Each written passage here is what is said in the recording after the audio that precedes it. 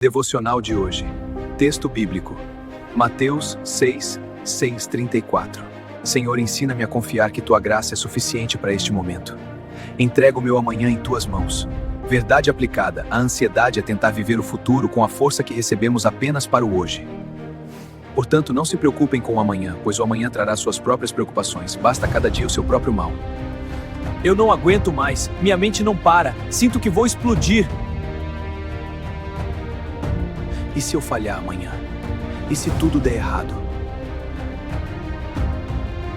Por que você tenta carregar o peso do mundo inteiro sozinho, filho? Senhor, é que se eu não me preocupar, quem vai resolver? A preocupação não muda o futuro, ela apenas rouba a sua força do presente. Mas o medo é real.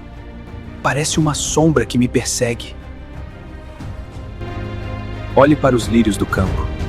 Eles não trabalham, mas meu pai os veste.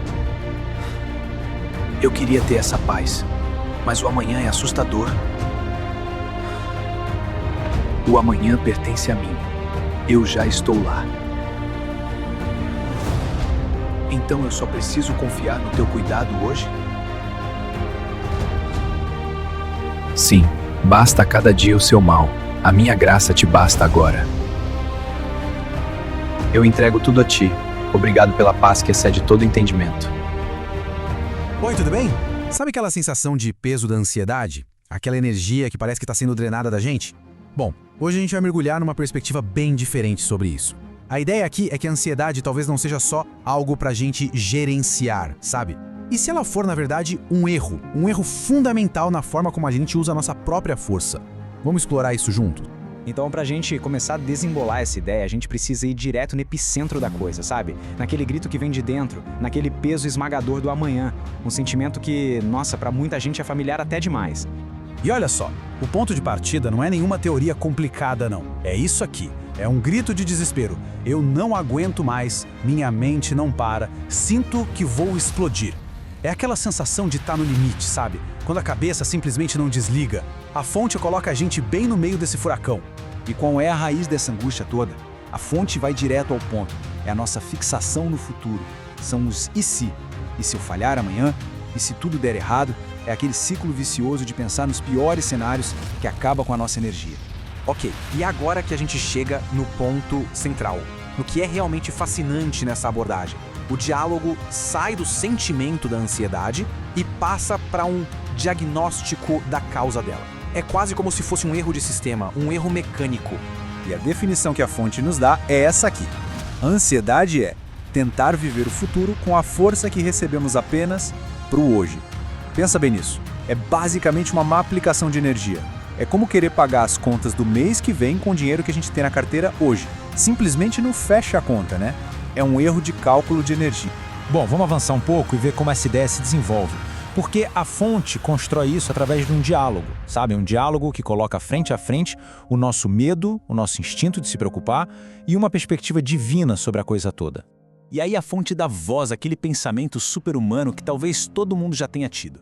Senhor, é que se eu não me preocupar, quem vai resolver?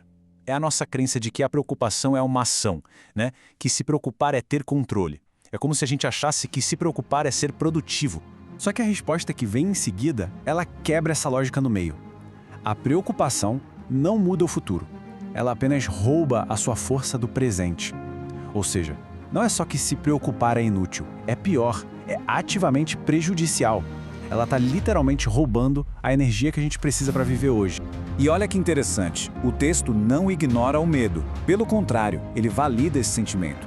O medo é real, sim. É como uma sombra que está sempre ali, seguindo a gente. A sensação é validada, o que é muito importante. E essa imagem aqui resume perfeitamente o conflito. A gente tem duas visões do amanhã, né? De um lado, a visão humana, o amanhã é assustador, é um lugar cheio de incertezas. Do outro lado, a visão divina. Pertence a mim, eu já estou lá. Não é visto como uma ameaça, mas como um lugar que já está sob cuidado. Para reforçar essa ideia de cuidado, o diálogo traz aquela imagem clássica, né? Dos lírios do campo. A mensagem por trás é bem direta. Se a natureza é cuidada com tanto detalhe sem que precise se preocupar ou se esforçar, isso aponta para uma provisão, um cuidado que também está disponível para as pessoas, independentemente da nossa ansiedade. Ok, tudo isso é muito bonito, mas e na prática? Como se quebra esse ciclo? É aqui que a gente chega no princípio central, na solução que a fonte apresenta para o momento presente. E no fundo, toda essa filosofia pode ser resumida nesta única frase: basta a cada dia o seu próprio mal. É uma proposta que parece simples, mas é radical.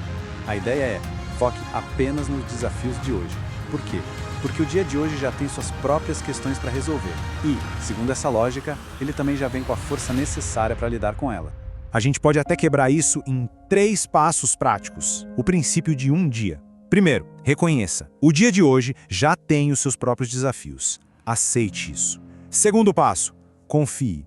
Confie que a força e a graça que a gente recebe são para hoje e só para hoje. E por último, o passo talvez mais difícil, libere. Solte as preocupações do amanhã. Deixe elas para amanhã, porque elas não pertencem ao hoje. O ponto-chave é o agora.